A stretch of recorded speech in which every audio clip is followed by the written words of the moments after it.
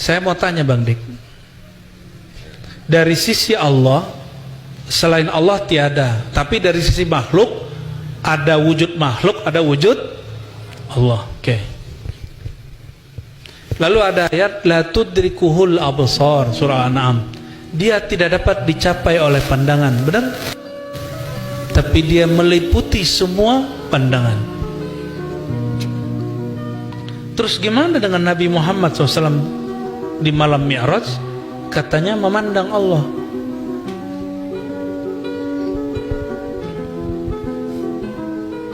Padahal ayatnya mengatakan Allah tidak dapat dicapai oleh pandangan. Gimana? Nyambunginnya gimana? Ayo, konek ya, nyambung. Surah Al-An'am menyebut Allah tidak dapat dicapai oleh pandangan. Tapi di hadis Isra Mi'raj, malam Mi'raj, Nabi SAW, kata Ibnu Abbas, riwayat Imam Muslim, melihat Allah. Nanti kita di surga juga akan melihat Allah.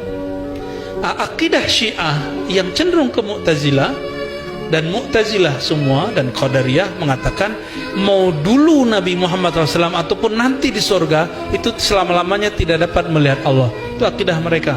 Sedangkan akidah Ahlussunnah, Allah itu ada atau bukan? Kullu mautin sahha ayyura. Ini kalam Imam Asy'ari. Segala yang wujud bisa dapat dilihat, tapi bukan oleh mata pandangan ini. Jadi ketika ini sahabat Nabi beda pendapat loh Bapak Ibu ya, saudara-saudaraku. Jangankan kita, antara Sayyidah Aisyah dengan Ibnu Abbas beda pandangan. Kata Sayyidah Aisyah hanya melihat cahaya, kata Ibnu Abbas enggak, melihat Allah. Nah, gimana caranya untuk mengatasi itu? Ternyata ada satu hadis qudsi di Sahih Bukhari. Hadis Sahih Bukhari.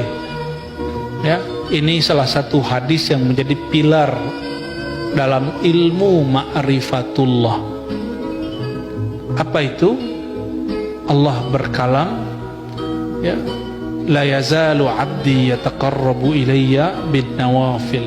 Hambaku senantiasalah mendekatkan diri kepadaku dengan amal-amal tambahan, ma'rifat tambahan, hatta uhibbahu, sehingga aku cinta kepadanya. Fa idza ahbabtuhu, jika aku telah mencintainya, aku gantilah pendengaran dia menjadi pendengaranku, pandangan dia menjadi pandanganku. Coba ulangi hadisnya. Apabila aku mencintai sang hamba, aku ubah pendengarannya menjadi pendengaranku, pandangan dia menjadi pandanganku. Oleh Imam Hakim Tirmizi, beliau punya sanad sendiri kepada Rasulullah, ditambahin fuadnya berfikir, bertafakkur itu dengan fuadku, kalamnya berkalam dengan kalamku. Apa maksudnya? Oh, ternyata babnya bab cinta.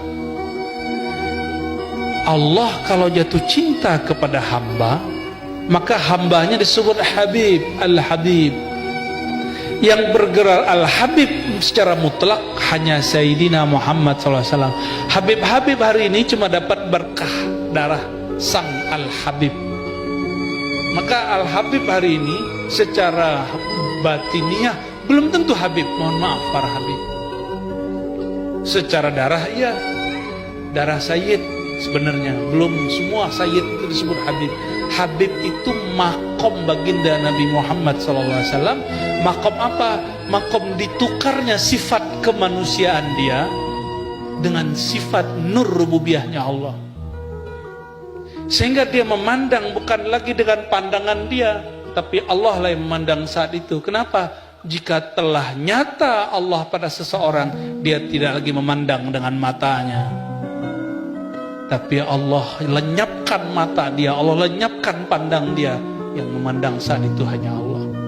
Di saat itu baru kita faham Nabi Muhammad SAW itu kekasih Allah bukan? Beliaulah al-fani fi hubbillah, zat sosok yang fana, lenyap, lebur dalam cinta Allah. Maka beliau memandang bukan lagi dengan basar Muhammad bin Abdullah, tapi dengan Muhammad Habibullah. Kalau dengan pandangan Sayyidina Muhammad Habibullah, pandangannya adalah pandangan Allah, pendengarannya adalah pendengaran Allah. Tapi ini disebut sisi rububiyah. Nur rububiyahnya Allah terbit pada diri Sayyidina Muhammad SAW. Di saat itulah Allah izinkan sang Habib memandang kekasih